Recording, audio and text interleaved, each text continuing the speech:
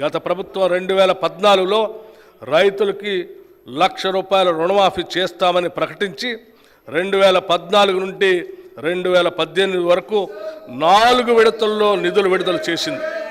ఇలా పలు దఫాల్లో నిధులు విడుదల చేయటం వల్ల అసలు తీరకపోవడంతో పాటు రైతులకు వడ్డీ భారం కూడా పెరిగింది.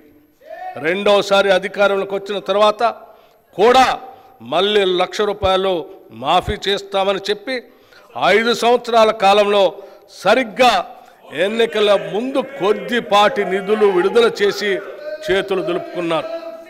దీనివల్ల రైతులు తీవ్రంగా నష్టపోయారు. వడ్డీ భారం పెరిగిపోవటం, పాత బకాయిలు తీరకపోవటం వలన బ్యాంకులు కొత్త రుణాలు ఇవ్వలేదు. వ్యవసాయానికి పెట్టుబడి అందక రైతులు వడ్డీ వ్యాపారుల దయాదాక్షిణ్యాలపై ఆధారపడి బతకాల్సిన దుస్థితి ఏర్పడింది. ఇలా అరకొర రుణమాఫీలా కాకుండా రైతుకు నిజమైన మేలు జరగాలనే ఉద్దేశంతో మా ప్రభుత్వం ఒకేసారిగా 31,000 కోట్ల రుణమాఫీ చేయాలని సంకల్పించింది. చేతగా నమ్మకు మాటలు ఎక్కువ అన్నట్లు రుణమాఫీలో పూర్తిగా విఫలమైన గత ప్రభుత్వ నాయకులు మా చిత్తశుద్ధిని శంకిస్తూ ప్రజలను తప్పుదోవ పట్టించేందుకు శతవిధాలా ప్రయత్నించారు. ఇంకా ప్రయత్నిస్తూనే ఉన్నారు.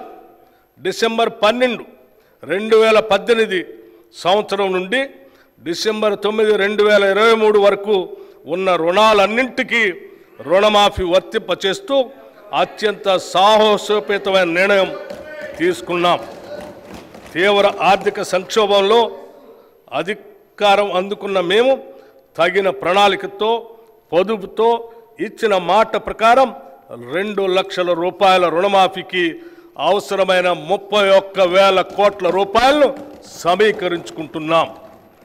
జూలై 18న ₹1,00,000 వరకు ఒకటేసారి రుణం ఉన్న 11,34,000 రైతన్నలకు 6,035 కోట్ల రూపాయలు రుణమాఫీ మొత్తాన్ని వారి ఖాతాల్లో ఒకేసారి జమ చేశాం.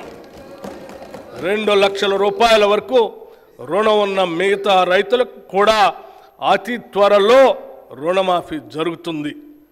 కాంగ్రెస్ మాట ఇస్తే శిలాశాసనమని రుణమాఫీ అమలుతో మరొక్కసారి రుజువైంది.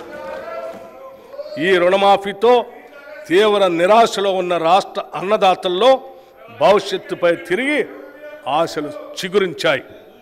వారి సంబరాలు అంబరాన్ని అంటాయి. ఇక ముందు కూడా రైతు పక్షాన మా ప్రభుత్వం సదా అండగా ఉంటుంది.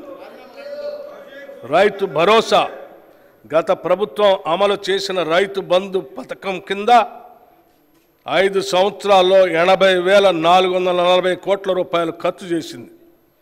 దీనిలో అధిక శాతం లబ్ధి అనర్హులకి, సాగులో లేని భూమి యజమానులకి, రియల్ ఎస్టేట్ వ్యాపారులకి అందటం వల్ల నిధులు భారీగా దుర్వినియోగం అయ్యాయి. గత ప్రభుత్వం చేసిన ఈ నిర్వాహకం వల్ల ప్రభుత్వ సొమ్ము నిరుపయోగమైంది. గత ప్రభుత్వం వారు రూపొందించుకున్న నియమ నిబంధనలను వారే తుంగలో తొక్కారు. ఇది చాలా శోచనీయం మరియు క్షమించరాని నేరం. మా ప్రభుత్వం అర్హులైన రైతులకు మాత్రమే లబ్ధి చేకూరేలాగా రైతు బంధు పథకం స్థానే రైతు భరోసాను తీసుకొచ్చింది. ఈ పథకం ద్వారా అర్హులైన రైతులకు ఏటా ఎకరానికి 15,000 రూపాయలు చెల్లించాలన్నది మా ప్రభుత్వ సంకల్పం.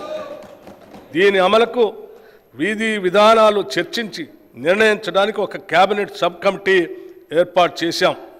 ఈ కమిటీ పలు జిల్లాల్లో పర్యటించి ఆ ప్రాంత రైతుల్ని, వ్యవసాయ రంగ నిపుణుల్ని, మేధావుల్ని సంప్రదించి వారి అభిప్రాయాలను సేకరించింది.